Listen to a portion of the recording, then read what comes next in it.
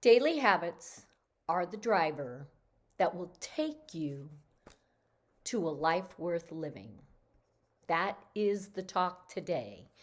How many of us are on automatic? I know I am at times. You're on automatic, you're doing the same things every day, every night. You know, day in, day out, week by week, month to month. And then you wonder, why am I not getting to where I want to go?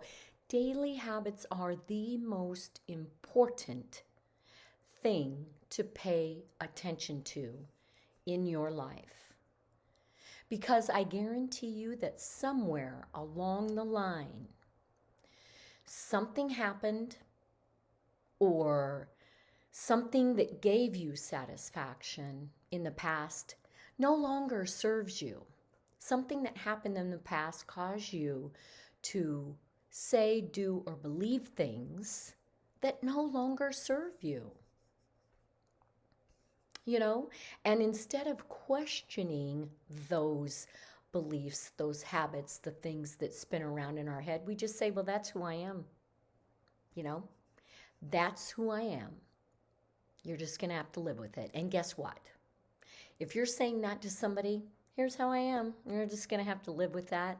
And it's not something that serves you and it's not something that's positive. Guess what? You're going to have to live with it. Take a good look around, you know? Are you really expanding the potentiality of who you are and what you can do and who you can be in this world? This life, this moment you are in, is full of opportunity. You are here on a journey. We've all heard that. Spiritual beings having a human experience. We are on this life's journey. Take a good look at those daily habits. Ask yourself, why do I get up and turn on the news when I know that I'm only going to hear bad stuff? And it usually puts me in a bad mood, or it usually creates this anxiousness that isn't really in my life. Life is going good, things are running smooth, but then I'm anxious. I'm on edge. It is so important to pay attention. Simply pay attention. And here's another reason why you need to pay attention. Is because when you make that intention known, when you make it clear to the universe what you want, when you have that passion and that intention sent out, you then have to pay attention. Because there will be synchronicity, coincidences, and you'll look at it and go, you know, I was just saying that I needed a good used car. And it's so funny that my friend introduces me to someone who needs to sell their car and it's in pristine condition. That is not a coincidence. That is the universe responding. That is your creative power been put out into the world and it responds. And so many times we say, that was just a fluke thing.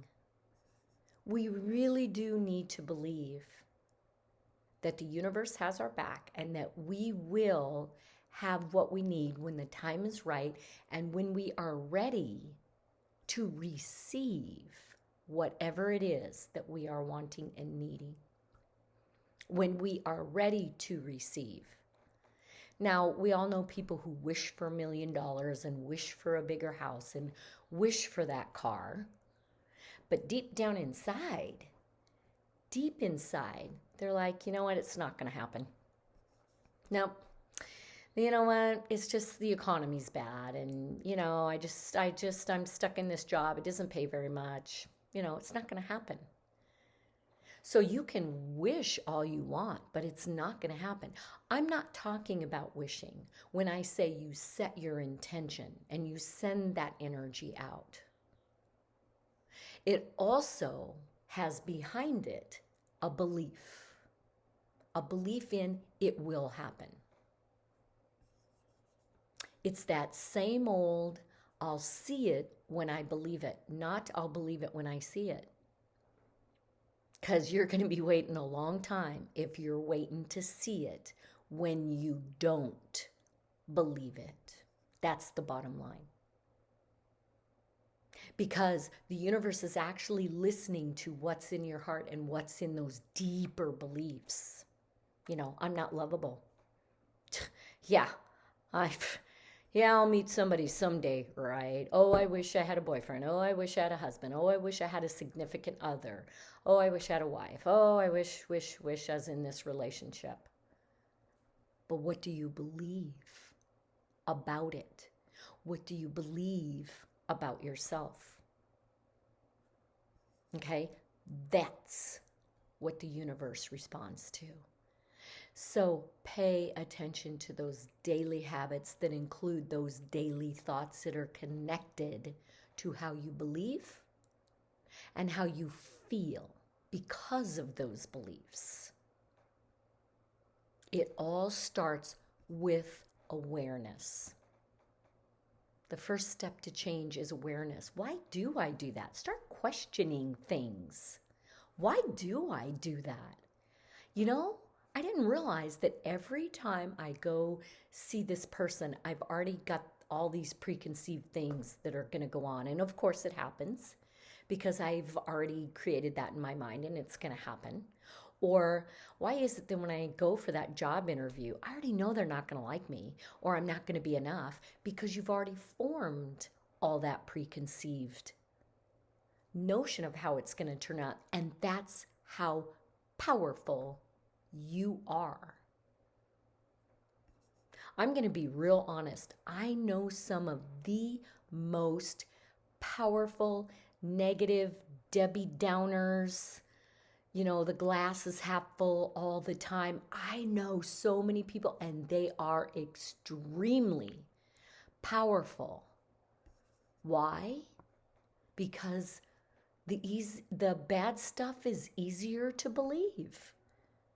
It's easier to go with that negativity. It's like, yep, see, I'm going to stay safe over here because I knew that bad thing would happen or I knew that wouldn't work out. And see, I've saved myself and my ego and my whatever else you're saving by staying safe. I'm just going to stay right here. Break out, take those risks, become aware of what no longer serves you, being in the unknown and taking those risks. And I'm not saying jump off a cliff, I'm not saying physical risks, but risks that take you out of that safety comfort zone. Go for it. I'm here on this journey with you. I'm doing the same thing and making myself uncomfortable in that unknown. I learn a lot about myself, about the world, about others, about everything. And then that creates expansion. And once you are expanded, both internally and externally in how you perceive the world, you can't go back. You don't go back. And what a wonderful life it is. I will see you next week on 10 Minutes of Spiritual Go Time, talking about our potentiality.